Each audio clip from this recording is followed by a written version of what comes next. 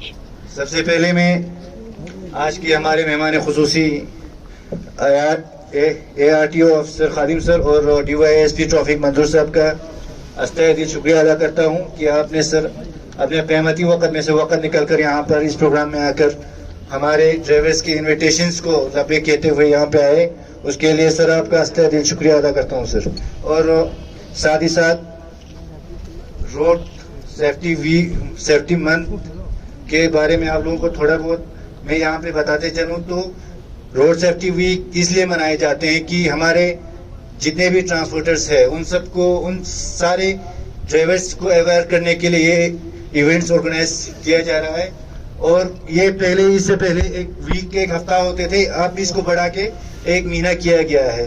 तो इसी को मद्देनजर रखते हुए आज मिनी बस और बिग बस यूनियन ने यहाँ पे ये प्रोग्राम ऑर्गेनाइज किया। इसका मेन मकसद इनका भी यही रहा होगा कि जितना भी हो सके यहाँ के ड्राइवर्स को अवेयर किया जाए ताकि आने वाले दिनों में रोड हादसा जो है कम हो, ज़्यादा मरने की जो हादसा पे लोगों का डेथ होते हैं उसका रेशियो थोड़ा कम हो।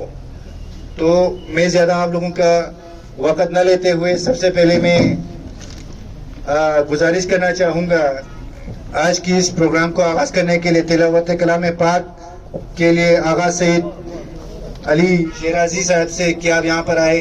वरहमतुल्लाहि वबरकातुहू। औज़ु बिल्लाहि मिनश शैतानिर रजीम। बिस्मिल्लाहिर रहमानिर रहीम। इज़ा जाअ नस्रुल्लाहि वल फत्ह वरअयत अन्नास यदखुलून फी दीनिल्लाहि अफ़वाजा फसब्बिह बिहम्दि रब्बिका वस्तगफिरहु इन्नहु काना तव्वाबा। सदक़ल्लाहुल अलीयुल अज़ीम। तो आज हमारे बीच बहुत सारे मेहमान आने वाले थे, थोड़ा उनके बिजी शेड्यूल की वजह से यहाँ पे नहीं आ पाए। तो मैं और ज़्यादा आप लोगों के बीच हाइल नहीं होते हुए मैं इस प्रोग्राम को आगे बढ़ाते हुए president all Kargil transport association की गुजारिश करता हूँ कि आप यहाँ पर आकर अपना ज़रीन ख्यालात पेश करें। सबसे पहले मैं जो हमारे मेहमान खुसूसी हैं यहाँ पे जनाब खादिम साहब ARTO करगिल और हमारे यहाँ पे मौजूद मेहमान DYSP साहब, हमारे DSP ट्रैफिक मंजूर साहब, उनका तहे दिल से आल ट्रांसपोर्ट की जानिब से मैं यहाँ पे खुशामदीद करता हूँ कि आप लोगों ने अपना कीमती वक्त निकाल के यहाँ पे हमारे इस छोटे से प्रोग्राम में शामिल होने के लिए यहाँ पे आए हैं। साथ ही साथ मैं आपको ये बता दूं कि जो ट्रैफिक अवेयरनेस जो प्रोग्राम है ये ज़रूरी भी इस तरह से हो जाता है क्योंकि एक ड्राइवर अपनी ज़िंदगी नहीं, उसके हाथों में लाखों लोगों की ज़िंदगियां उनके हाथों में होती हैं। जैसे आप लोगों ने बखूबी देखा जब मार्च नवंबर दिसंबर का टाइम था तो यहाँ पे काफ़ी अनफॉर्चुनेट इंसिडेंट्स हमारे जोजिला में वहाँ पे हुए थे।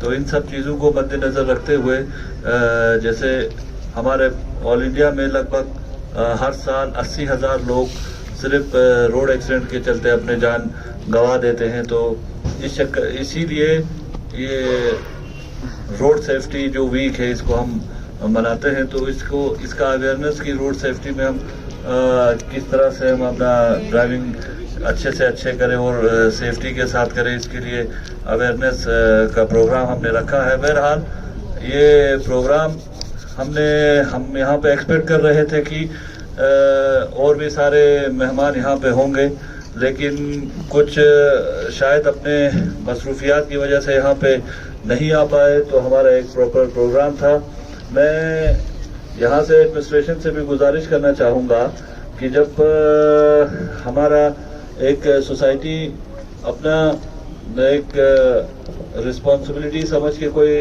इवेंट ऑर्गेनाइज करे तो आप लोगों को भी हमें थोड़ा सा मोरल बूस्ट करने के लिए भी यहाँ पे किसी न किसी रिप्रेजेंटेटिव्स को यहाँ पे भेजना चाहिए था, चाहे वो एडमिनिस्ट्रेशन हो और बिलखुसूस काउंसिल की तरफ से भी मैं देख रहा हूँ यहाँ पे कोई भी नहीं आया। लेकिन अब मुझे नहीं पता, शायद काउंसिल LIGC कारगिल ने जो हमारे ट्रांसपोर्टर्स के यहाँ पे हमने इनविटेशन भेजा था, पता नहीं क्यों उन्होंने आना मुनासिब नहीं समझा। जो चीज़ मैं समझता हूँ ठीक बात भी नहीं है, ताली एक हाथ से नहीं बजती है, क्योंकि हम भी अगर LIGC हमारे यहाँ पे हैं, अगर हमें कोई भी परेशानी या कोई भी मुश्किलात है तो उन्हीं को हमने रिप्रेजेंट करना है, उन्हीं को हमने अपनी मुश्किलात बताना है, कुछ भी हो। और ऐसे प्रोग्राम्स अगर हमने अवेयरनेस के लिए अपना रिस्पॉन्सिबिलिटी समझ के अगर हम कोई भी प्रोग्राम अगर करें, कोई ऑर्गेनाइज करें, तो इसमें बहुत लोगों का मेहनत लगता है। बहुत लोग अपने काम छोड़ के यहाँ पे एक्सपेक्ट करते हैं कि कम से कम काउंसिल की तरफ से आए, एडमिनिस्ट्रेशन की तरफ से। हमें पता लगा कि जिस साहब शायद आउट ऑफ स्टेशन थे, तो शायद आज आने वाले हैं, तो शायद कुछ मसरूफियात रही होंगी। लेकिन यहाँ पे हमारे कारगिल के जो CC साहब हैं, वो CC साहब भी शायद कहीं मीटिंग में बाहर ही हैं, तो रिप्रेजेंटेटिव जो काउंसिल के वहाँ यहाँ पे आने चाहिए थे, लेकिन मैं देख रहा हूँ यहाँ पे कोई नहीं आ रहा। खैर, इस मुद्दे को, इस मसले को हम कहीं और एक एप्रोप्रिएट प्लेटफॉर्म पे हम पक्का उठाएंगे और इस बात को हम पक्का करेंगे, क्योंकि ट्रांसपोर्टर्स कम्युनिटी कोई छोटी कम्युनिटी नहीं है, इसको इस तरह से भी नज़रअंदाज नहीं किया जा सकता। खैर, उस चीज़ पे ना बोलते हुए मैं आज के इस टॉपिक पे आता हूँ, जो आप नेशनल रोड सेफ्टी मंथ हम मना रहे हैं। इसके लिए मैं जितना हो सके हमारे ड्राइवर हजरात से यही गुजारिश करूंगा कि जितना हो सके ट्रैफिक जो रूल्स रेगुलेशंस हैं उसका ओबे करना चाहिए, क्योंकि वो ना सिर्फ हमारे सेफ्टी के लिए बल्कि पूरे पब्लिक के सेफ्टी के लिए वो रूल्स बनाए जाते हैं। तो कुछ न कुछ हादसात को देखते हुए उस रूल को बनाया जाता है, तो उसको फॉलो अप करें। आइंदा के फ्यूचर के टाइम पे कुछ ऐसे हादसा ना हो। तो खैर, ज़्यादा वक्त ना लेते हुए मैं फिर एक बार यहाँ पे मौजूद तमाम ड्राइवर हजरात का और तमाम यहाँ पे पब्लिक का और बिलखुसूस हमारे यहाँ पे आए हुए ARTO साहब और ट्रैफिक DYSP ट्रैफिक और ट्रैफिक एहलकारान का बहुत बहुत तहे दिल से शुक्रगुजार हैं कि आप आए और हमारे इस प्रोग्राम को कामयाब बनाने के लिए आप अपने कीमती वक्त में से अपना वक्त निकाला। बहुत बहुत शुक्रिया। आपने बखूबी 2-3 चीज़ें यहाँ पे बताए जो हमारे ड्राइवर हजरात को आगे आने वाले दिनों में उन चीज़ों के ऊपर रोशनी डालने की ज़रूरत है। और साथ ही साथ एक चीज़ मैं यहाँ पर भी ये चीज़ रिपीट करना ज़रूरी समझता हूँ, जो इन्विटेशन यहाँ से जो एडमिनिस्ट्रेशन के लोगों को दिया था, यहाँ पे बुलाया गया था, तो वो लोग को भी थोड़ा इन चीज़ों के ऊपर ध्यान रखना चाहिए। बहरहाल, रोड सेफ्टी मंथ इस साल जिस तरह से मना रहे हैं, चाहे एडमिनिस्ट्रेशन के लोग हो, चाहे ARTO के लोग हो, ये सारे चीज़ें हमारे ड्राइवर हजरात को अवेयर रखने के लिए, हर चीज़ के बारे में उनको इंफॉर्मेशन रखने के लिए, ये सारे चीज़ों के लिए ये मंथ जो है मनाया जाता है। और साथ ही साथ इस साल 11 दिसंबर से लेकर 17 जनवरी तक ये प्रोग्राम मनाया जाएगा, अलग अलग जगहों पे मनाया जाएगा। अलग अलग रोड सेफ्टी मंथ के हवाले से बैक टू बैक काफ़ी प्रोग्राम्स हम कर रहे हैं, जिसमें आपने देखा कि इसी बस स्टैंड और टैक्सी यूनियन के पेरिफेरी में हमने ये तीसरा प्रोग्राम किया है। परसों ही हमने एक बहुत बड़ा प्रोग्राम यहाँ पे मुनक्कद किया था, आपने देखा टैक्सी यूनियन में, जिसमें काफ़ी ज़्यादा ड्राइवर्स ने पार्टिसिपेशन किया था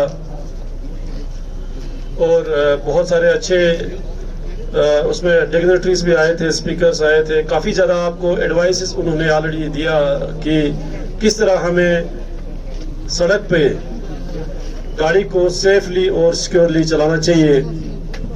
उसमें खादिम साहब और हमारे एसपी ट्रैफिक ने तफसीलन आप सबको हिदायत दी। तो आप लोगों का ज़्यादा वक्त और न लेते हुए मैं ARTO कारगिल खादिम सर से गुजारिश करता हूँ, सर आप यहाँ पर आकर अपने ज़रीन ख्याल पेश करें। खादिम सर। Respected DYSP मंजूर साहब, हमारे रियाज साहब chairman all transport Kargil association और अली साहब एसओ ट्रैफिक और उनके साथ आए हुए ट्रैफिक के आमला, ट्रांसपोर्ट एसोसिएशन के तमाम सदर साहिबान और मेरे अजीज़ ड्राइवर साहिबान और मीडिया फ्रेटर्निटी के आए हुए यहाँ पे रिप्रेजेंटेटिव्स, अस्सलाम वालेकुम व रहमतुल्लाहि व बरकातुहू।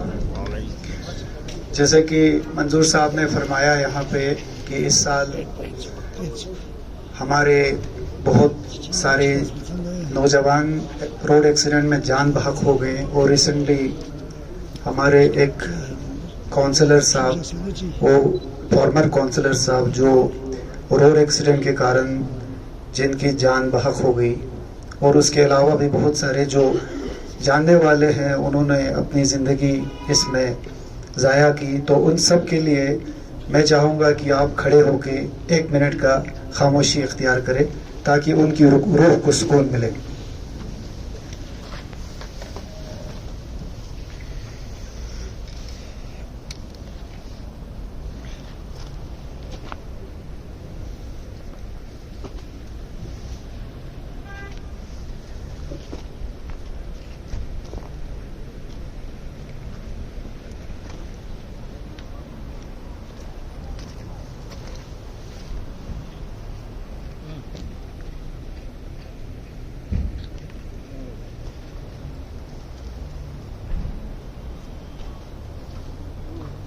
शुक्रिया, मेहरबानी। जैसे कि अब सब लोगों को पता है कि रोड सेफ्टी पूरे हिंदुस्तान में काफ़ी जोश और खरोश से मनाया जा रहा है।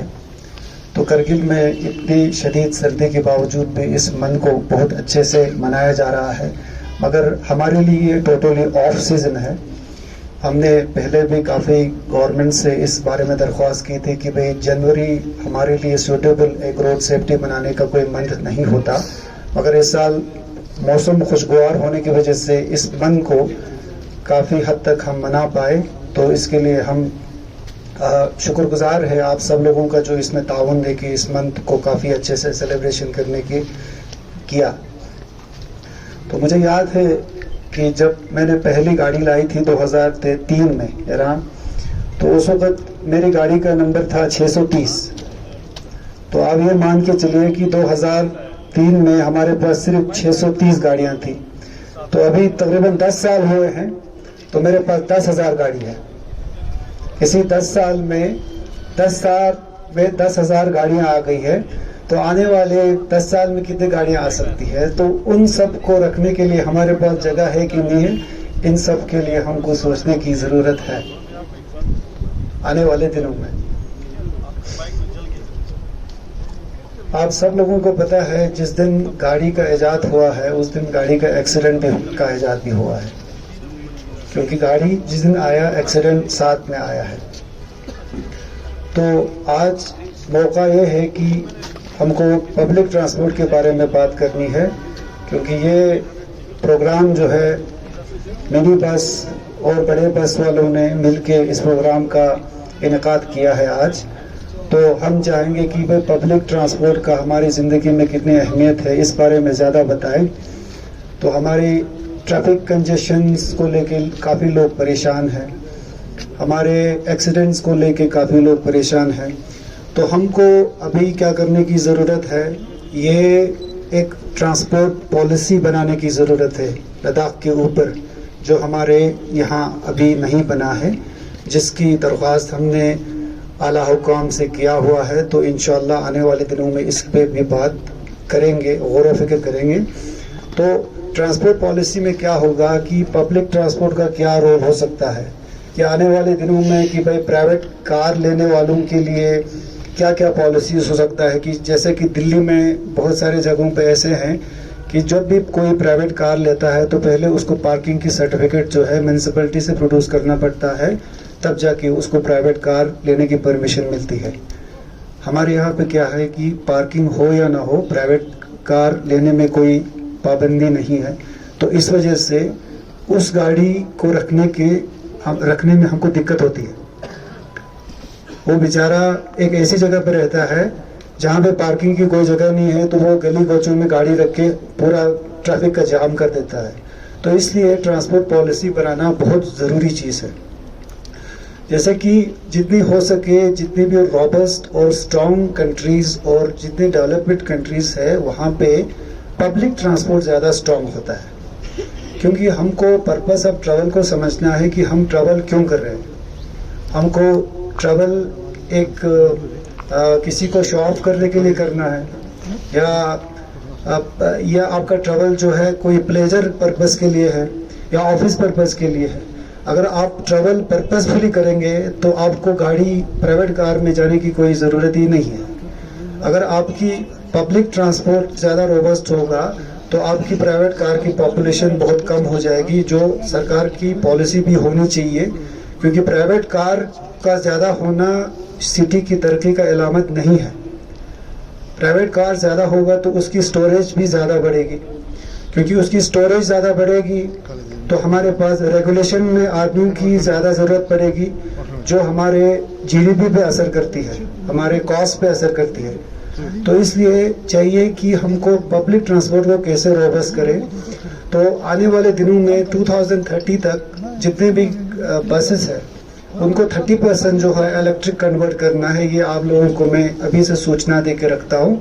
तो इसलिए आप लोग मेंटली प्रिपेयर्ड रहे कि अपने जितनी भी गाड़ी है आहिस्ता आहिस्ता स्विच ओवर करें इलेक्ट्रिक गाड़ी की तरफ। इसमें लद्दाख ने जो लद्दाख इलेक्ट्रिक पॉलिसी और लाइट इंफ्रास्ट्रक्चर के तहत आपको 50% का एक सब्सिडी का एक क्लेम लिया था, जो आप लोगों ने उसको अवेल नहीं किया था, जिसमें 50% पब्लिक ट्रांसपोर्ट को एक कंसेशन दिया था, जिसमें उनको रिबेट दिया हुआ था, जो आप लोगों ने उसका फ़ायदा नहीं लिया।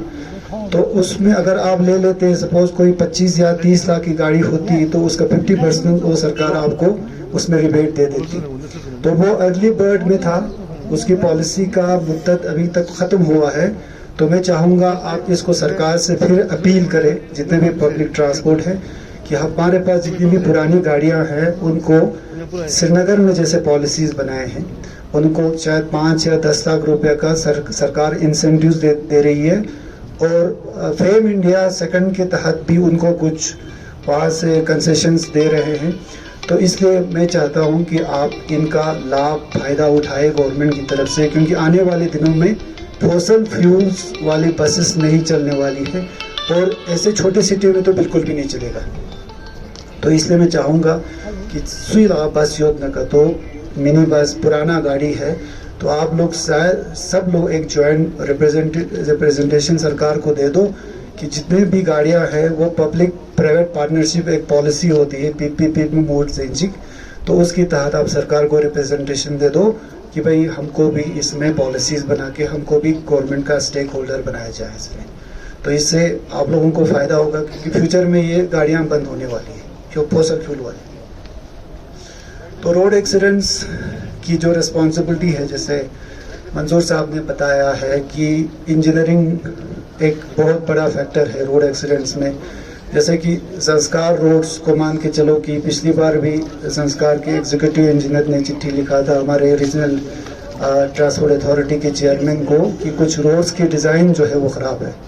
आप लोगों को नहीं लगेगा कि रोड डिज़ाइन जहाँ पे भी आपको गाड़ी चलाने में अनकंफर्टेबल होता है, इसका मतलब है उसकी रोड की डिज़ाइन ख़राब है।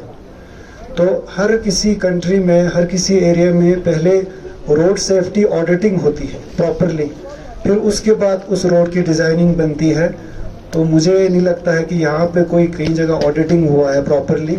ऑडिटिंग से पता चलता है कि भाई कहाँ पे गाड़ियों का कर्वेचर ख़राब है, या गाड़ियों की जो ज्योमेट्री रोड की ख़राब है, इन सब पे सोच विचार करके ही रोड बनाते हैं।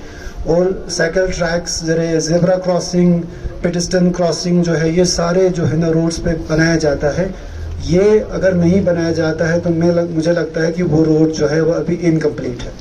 तो उस सिलसिले में आप लोगों को भी काफ़ी इसमें इक़दाम उठाने चाहिए कि रोड डिज़ाइन ख़राब है, क्योंकि आप हमसे ज़्यादा रोड पे चलते हैं, जहाँ पे भी आपको फील हो जाए अनकंफर्टेबल फील हो जाए, तो इसका मतलब है वो रोड का डिज़ाइन ही ख़राब है। तो इसलिए इंजीनियरिंग एक बड़ा फैक्टर है रोड एक्सीडेंट्स के लिए। और दूसरा आपका रोड एजुकेशन। मुझे नहीं लगता है कि सिर्फ आप तक ये रोड सेफ्टी एजुकेशन जो है महदूद रखना चाहिए। मैं बोलता हूँ इसको स्कूल के बच्चों को भी पता होना चाहिए, हर किसी सीनियर सिटीज़न को भी पता होना चाहिए, अर्बन और रूरल के एरियाज़ को भी पता होना चाहिए कि भाई गाड़ी में चलते समय किन किन चीज़ों का आपको ख्याल रखना है ज़रूर, ठीक है। क्योंकि रोड एजुकेशन जो है बच्चों से ही शुरू होता है कि सीट बेल्ट कैसे बांधा जाता है, सीट बेल्ट बांधने से इसका क्या फैक्टर है, इससे क्या इसका सबब होता है। तो ये सारी चीज़ें अगर बचपन में अगर आपके दिमाग में डाला जाए तो वो जवानी तक इसको भूलते नहीं हैं। तो इसलिए चाहिए कि बच्चों को, अपने जो घर में बच्चे हैं उनको ज़्यादा इसमें मुलव्विस करें, इसको सिखाए। और तीसरा पार्ट हमारा इन्फोर्समेंट है।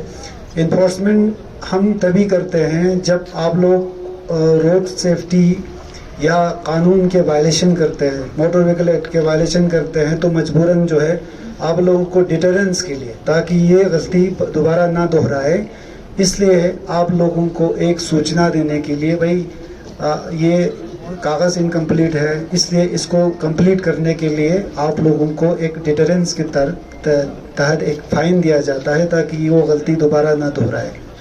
तो इसलिए इन्फोर्समेंट करना बहुत ज़रूरी है। तो आने वाले दिनों में इस इन्फोर्समेंट में भी इम्प्रूवमेंट होगा। अब ई चालानिंग स्टार्ट होगा, अब बाज़ार पे कोई पुलिस नहीं दिखेगी, जितने भी होगा कैमरा में सारा पकड़ा जाएगा और चालान जो है आपके घर में पहुंच जाएगा। तो आप यहाँ पे कमांड कंट्रोल सेंटर इस्टेब्लिश होगा आने वाले दिनों में। तो कमांड कंट्रोल सेंटर में 2-3 आदमी आपकी ट्रैफिक की मूवमेंट्स देखते रहेगा, जो वायलेशन करेगा उसके घर चालान पहुँच जाएगा। तो आप गाड़ी सड़क पे कोई ट्रैफिक पुलिस या कोई इन्फोर्समेंट एजेंसी नहीं दिखाई देगा। आने वाले दिनों में यही प्लान है। इससे सरकार की एफिशिएंसी भी बढ़ेगी और एक फेयर एंड ट्रांसपेरेंट एक चेकिंग रहेगा। तो काफ़ी लंबा प्रोग्राम हो गया ये सिलसिला, क्योंकि प्रोग्राम काफ़ी देर से चल रहा है, तो आपको भी लग रहा होगा कि यही चीज़ें रिपीट करते जा रहे हैं, तो आप लोगों को भी ज़्यादा बोर नहीं करूँगा। तो लास्ट में यंतम सा इतुक दुक कि ड्राइवर का कितना इज्जत हुआ करता था। पहले जब 1890s में जब SRTC की 2-3 बसेस थे करगिल में, मुझे लगता था जब कोई SRTC का कोई ड्राइवर जो बाहर से आता था तो उनको एक ऐसा ट्रीटमेंट मिलता था कि हर कोई, किसी के दिल में ख्वाहिश जगती थी कि मैं भी ड्राइवर बनूंगा, क्योंकि गाँव में जाओ उसकी रिस्पेक्ट थी, कहीं जगह उसको जगह नहीं मिलता था तो उसको जगह दिया जाता था, क्योंकि कुछ 2-4 बसेस यहाँ पे हुआ करता था। तो आहिस्ता आहिस्ता ये डिक्लाइन होना शुरू हो गया, क्योंकि पब्लिक ट्रांसपोर्ट से सिर्फ आपकी हेल्थ का भी इशू है इसमें ना। हेल्थ भी बड़ा अच्छा होता है, क्योंकि आप जब बस में लोगों के साथ इंटरेक्शन करते हैं तो आप अपने पिछड़े हुए दोस्तों के साथ बात करने का मौका मिलता है, या किसी के साथ प्यार मोहब्बत से बैठने का मौका मिलता है। ये सारी चीज़ें जो है पब्लिक ट्रांसपोर्ट में हुआ करता था। अभी सब अपना इंडिविजुअल गाड़ी लेके चले जा रहे हैं एक जगह से दूसरी जगह पे, तो इस कारण आपको एक दूसरे से प्यार मोहब्बत इंटरेक्शन करने का कोई मौका नहीं मिलता है। तो इसलिए चाहिए कि हमको पब्लिक ट्रांसपोर्ट को ज़्यादा रोबस्ट करें, ज़्यादा स्ट्रॉन्ग करें, ठीक है ना। आजकल ड्राइवरों की इज़्ज़त उतनी नहीं है जितनी पहले थी, क्योंकि संख्या में काफ़ी ज़्यादा हो गई, बहुत ज़्यादा हो गई। तो इसलिए मैं चाहूँगा कि आपकी इज़्ज़त अपने हाथ में, जितनी आप लोग डिसिप्लिन से अपनी गाड़ी को साफ़ सुथरा रख के एक ट्रांसपेरेंट मोड में एक फेयर एक किराया लेके गाड़ी चलाएंगे तो आपकी गाड़ी में चढ़ने वाले संख्या भी बढ़ेगी और आपकी कमाई में बरकत भी होगी। तो ज़्यादा मैं टाइम नहीं लूँगा, रोड सेफ्टी का सिलसिला जारी रहेगा। इसी तरह कल भी एक शायद यहाँ पे प्रोग्राम इनकाद किया जाएगा तो उसमें भी मैं चाहूँगा कि आप लोग भरपूर इसमें शिरकत करके अपना मुजाहरा दिखाइए, क्योंकि आप लोग एक ऐसा कम्युनिटी है जिसकी दार मदार पे हम अपनी बच्चों की घर चलाते हैं, अपना पेट पालते हैं। आप जो हमारी इज्जत है वो आपसे है, आप हमारे लिए सब कुछ है, ठीक है। तो मेहरबानी करके ये प्रोग्राम को सक्सेस करना आपके हाथ में है। तो मैं चाहूँगा कि आने वाले कुछ दिनों तक इस प्रोग्राम में आप लोग दिल से शिरकत करें। Thank you. अस्सलाम वालेकुम वरहमतुल्लाहि वबरकातुहू। तो अभी तक जो हमारे DYSP ट्रैफिक सर ने जो बात बताई आपको, जो हमारे RTO खालिद सर ने आपको जो बात बताई, उम्मीद करते हैं इससे आप लोगों को कुछ तो पता चल गया होगा। साथ ही साथ में और इस प्रोग्राम को आगे न बढ़ाते हुए, मौसम भी थोड़ा ख़राब है आज, मैं बस यूनियन, मिनी बस यूनियन और बिग बस यूनियन की तरफ से आप सभी लोगों का और स्पेशली हमारे RTO खादिम सर और DYSP मंजूर सर का तहे दिल शुक्रिया अदा करता हूँ कि आप लोगों ने अपने क़ीमती वक्त में से वक्त निकाला और यहाँ पर आए, इनके लिए इनकी इन्विटेशन को लबे कहते हुए यहाँ पे आए, और साथ ही साथ उनके यहाँ पे ट्रैफिक के सारे अमला यहाँ पे बैठे हुए, उनका भी मैं तहे दिल शुक्रिया अदा करता हूँ on behalf of the mini bus and big bus operators की तरफ से। औज़ुबिल्लाहि मिनश्शैतानिर्रजीम, बिस्मिल्लाहिर्रहमानिर्रहीम। सबसे पहले मैं आप मीडिया हज़रात का शुक्रिया अदा करना चाहता हूं जो हमारे शॉर्ट नोटिस पे आप लोग यहां तशरीफ़ लाए। तो आज 1 फरवरी 2024 को हमने ये प्रोग्राम रोड सेफ्टी प्रोग्राम रखा था। तो हमारे ये प्रोग्राम रखने का मकसद ये है कि हमारा घर घर में ये मैसेज पहुंचाना है कि रोड सेफ्टी प्रोग्राम क्या है। तो रोड सेफ्टी के प्रोग्राम का मतलब ये है कि हर किसी को सीट बेल्ट लगा के चलना है, सुरक्षा कवच के तौर पे इंश्योरेंस करके चलना है। तो ये है हमारा।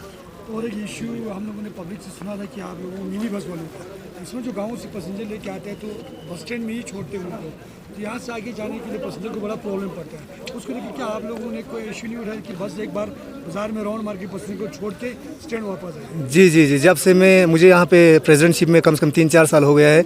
मेरा तो यहीं CC साहब को, DC साहब को मैं हर जगह दरख्वास्त दे चुका हूँ कि बाज़ार में बस स्टॉप बनाया जाए जहाँ को खुला एरिया है, जैसे मान लो HDFC जगह है या शाइन बुक सेलर जगह है, ऐसे जगहों में बस स्टॉप बनाया जाए और बाज़ार में भी बसें छोड़ा जाए ताकि आम गरीब आदमी भी बाज़ार पहुंच सके।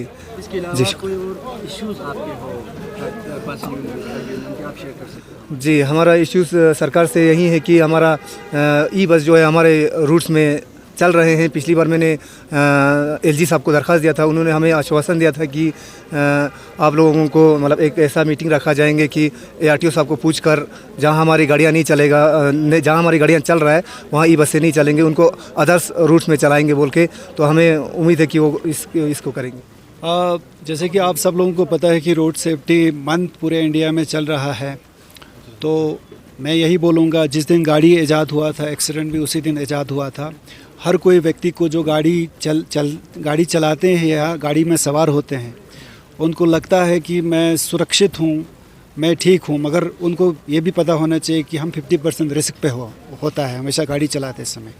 तो वो डिपेंड करता है कि उस शहर का निज़ाम कैसा है, वहाँ पे ट्रैफिक रेगुलेशन कैसे होता है, उनकी रोड कंडीशन कैसी है, गाड़ी की कंडीशन कैसी है। तो ये बताया जाता है कि 90% जो एक्सीडेंट्स है वो ड्राइवर की गलती से होती है। तो इसीलिए हम यहाँ पे जितने भी पब्लिक ट्रांसपोर्ट्स के ड्राइवर्स, उन्होंने ये प्रोग्राम ऑर्गेनाइज़ किया था, उनके साथ हमने इंटरेक्शन करके ये सारी चीज़ें उनको बताया दिया गया कि रोड्स पे चलते समय किन चीज़ों का ख्याल रखना चाहिए, कौन कौन से डॉक्यूमेंट्स उनके पास होना चाहिए, और आप गाड़ी में चलाते समय पैसेंजर्स के साथ खुसूसन कैसे बिहेव करना चाहिए ताकि पब्लिक ट्रांसपोर्ट को रॉबस्ट मिले, उसको काफ़ी बूस्ट मिले। क्योंकि पब्लिक ट्रांसपोर्ट जब तक स्ट्रॉन्ग नहीं होगा, आपकी प्राइवेट गाड़ी कम नहीं होगी, क्योंकि जब तक प्राइवेट गाड़ी कम नहीं होगी आपकी रेगुलेशन में कोई भी आदमी इसको प्रॉपर ऑर्गेनाइज तरीके से नहीं कर पाएगा। तो इसलिए इसी को मद्देनज़र रखते हुए आज हमने यहाँ पे इलेक्ट्रिक बसेस को कैसे सब्सिडाइज करके सरकार के द्वारा इससे फ़ायदा या लाभ लिया जा सकता है, इसके बारे में हमने उनसे डिटेल में बात की है। तो आने वाले दिनों में सरकार की पॉलिसी है कि 2030 तक हमको 30% जो है पब्लिक ट्रांसपोर्ट या अदर्स व्हीकल्स को हमको इलेक्ट्रिक में कन्वर्ट स्विच ओवर करना है। तो इसके लिए अभी से मेंटली हमको प्रिपेयर होना है। तो इसलिए हमको क्या क्या इक़दाम उठाने हैं इसके बारे में भी हमने इनको अच्छे से विस्तार से बताया है। तो इसके अलावा हमारे DYSP साहब थे और बाकी भी मेहमान थे, उन्होंने भी काफ़ी इसमें अपने तासुरात और अपने जो आइडियाज़ है इस पब्लिक के साथ शेयर किया है। और हमारी जान बहुत कीमती है। हम कभी नहीं सोचते हैं कि जो एक्सीडेंट में जो मारे जाते हैं वो जैसे अभी तरवताज़ा कोई आदमी कहीं जगह हेलन हाटी बैठा हुआ है, थोड़ी देर के बाद हमको पता चलता है कि कुछ उसका एक्सीडेंट हुआ, वो नहीं रहे। तो हमको चाहिए कि भाई इसको हम कितने तरीके से रोक सकते हैं, चाहे एजुकेशन के थ्रू रोक सकते हैं, चाहे इन्फोर्समेंट के थ्रू रोक सकते हैं, या इंजीनियरिंग के थ्रू रोक सकते हैं। तो ये सारी चीज़ें जो है हमने यहाँ पे आप सब लोगों के सामने रखा, पब्लिक के सामने रखा और हमारे ट्रांसपोर्टर्स के सामने खुसूसन उनके सामने रखा। Thank you. मंजूर साहब क्या कुछ कहोगे? तकरीबन काफ़ी दिन हो गए इस मंथ को आप लोग ऑर्गेनाइज़ करते हुए, तो इसी दौरान स्टेक होल्डर्स हो, हमारे कोलैबोरेटिंग एजेंसीज हो, ड्राइवर्स हो, यूनियंस हो, ट्रांसपोर्टर हो, कितना हुआ? और साथ ही साथ जनरल पब्लिक का भी आपको कितना सपोर्ट रहा इस मंथ को ऑर्गेनाइज करने? जी हाँ, रोड सेफ्टी के हवाले से मैं ये कहूँगा कि 15 जनवरी से जब से ये स्टार्ट हो गया है तब से लेकर आज तक काफ़ी अवेयरनेस प्रोग्राम्स मुनाक़ात हो गए हैं एडमिनिस्ट्रेशन की तरफ से, ट्रैफिक पुलिस की तरफ से, ARTO साहब की तरफ से। तो मैं देख रहा हूँ कि इसमें स्पेशली हमारे ड्राइवर हजरात का बहुत ज़्यादा पार्टिसिपेशन है और वो कीन इंटरेस्ट से ये बातें, ये सारे जो है जितने भी उनको एडवाइसेस दिए जाते हैं मुख्तलिफ स्पीकर्स की तरफ से, वो सुनकर उसको फॉलो करने की भी कोशिश कर रहे हैं। हमने देखा जब से ये रोड सेफ्टी मंथ का आगाज़ हो गया है तब से काफ़ी लोग सीट बेल्ट लगाकर गाड़ी चला रहे हैं। बाज़ार के हवाले से मैं ये कहूँगा कि जो हमने already as a traffic police point of view से बाज़ार को किस तरह बाज़ार में कंजेशन बहुत ज़्यादा रहता है स्पेशली समर में और पीक आवर्स में, और उसको जो है वो कम कैसे किया जाए उसमें हमने ऑलरेडी जो है वो काम करना शुरू कर दिया है। और इसमें काफ़ी ज़्यादा हमें डिफरेंट जो मर्चेंट एसोसिएशंस हैं, ट्रांसपोर्टर्स हैं, एडमिनिस्ट्रेशन है, हिल काउंसिल है, सबका ताउन और सपोर्ट मिल रहा है।